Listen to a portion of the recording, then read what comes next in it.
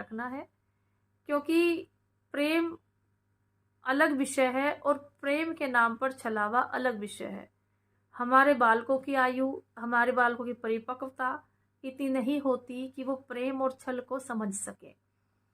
प्रेम तो इस लोक की वस्तु ही नहीं है, प्रेम अलौकिक है और प्रेम सबके पास होता भी नहीं है। ये तो सब रट्टा लगाते हैं कि हम प्रेम करते हैं, हमें उससे प्रेम हो गया, हमें ये हो गया। ये प्रेम नहीं है, ये केवल आकर्षण है और आकर्षण का ज़्यादा दिन तक टिकना संभव नहीं है। प्रेम एक बहुत ही पवित्र भावना है। इसमें किसी को पाने की चाह नहीं होती, ना इसमें किसी के शरीर को छूने की तपस्या होती है। इसमें केवल एक कामना होती है कि आप जहाँ भी हों, जिस हाल में हों, जैसे भी हों, हमेशा खुश रहें और हम और आप हमेशा विश्वसनीय बने रहें, हमेशा एक दूसरे का विश्वास करते रहें। देखिए, साथ रहने का मतलब प्रेम नहीं होता, या पास रहने का मतलब भी प्रेम नहीं होता। मैंने ऐसे अनेकों दंपति देखे हैं जो साथ रहते हैं, पास रहते हैं, लेकिन प्रेम का नामो निशान नहीं है। और मैंने ऐसे भी लोग देखे हैं जो बहुत दूर रहते हैं, अपरिचित होते हैं, और जब परिचय होता है तो अतिशय प्रेम उनमें उत्पन्न हो जाता है।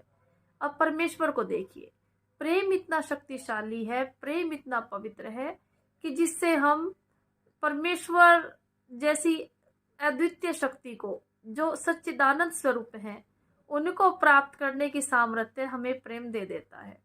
शबरी ने राम से प्रेम किया और राम को पा लिया। हर भक्ति प्रेम का ही दूसरा नाम है। प्रेम में भक्ति से ही भगवान की प्राप्ति है। तो इतनी पवित्र वस्तु को, इतनी पावन वस्तु को इतना सस्ता बना दिया इस कलयुगी संस्कृति ने कि बस एक गुलाब का फूल में सिमट कर वह प्रेम रह गया है। क्या गुलाब का फूल देने से प्रेम होता है, या किसी होटल रेस्टोरेंट में खाना खाने से प्रेम होता है? ये प्रेम नहीं है, ये दिखावा है, छलावा है और हमारी संस्कृति का विनाश है। प्रेम में किसी औपचारिकता की जरूरत नहीं होती, प्रेम में किसी दिखावे, किसी छलावे की भी जरूरत नहीं होती। प्रेम में चाहिए होता है तो केवल विश्वास और समर्पण।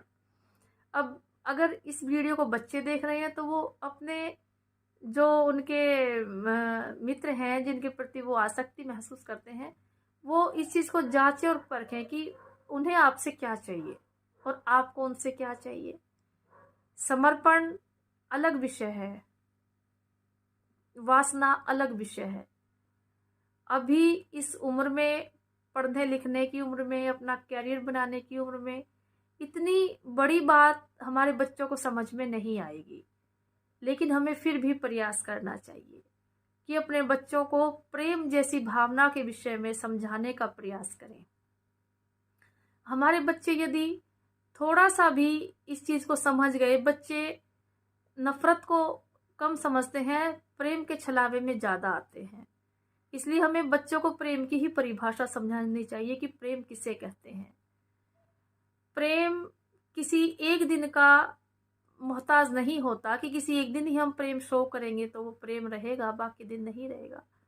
14 फरवरी पाश्चात्य संस्कृति को बढ़ावा देने वाला दिन है। इसमें मैंने देखा है कि अक्सर हमारी बच्चियां बहुत से हादसों का शिकार होती हैं, बहुत बुरा रिजल्ट उन्हें अपने संबंधों का भुगतना पड़ता है। तो ऐसा ना करें, ऐसा नहीं करना चाहिए। हमें इस चीज़ को समझना चाहिए कि ये प्रेम नहीं है। प्रेम एक स्थायी तत्व होता है, प्रेम स्थायी होता है, प्रेम खत्म नहीं हो सकता। आकर्षण खत्म होता है, आप एक बार दो बार किसी से मिलते हैं, किसी से बात करते हैं तो आकर्षण खत्म होता है, लेकिन प्रेम कभी खत्म नहीं होता। इसलिए प्रेम को हल्के में ना ले और प्रेम को इतना सस्ता ना बनाए कि वो एक फ्लावर में आके सिमट जाए।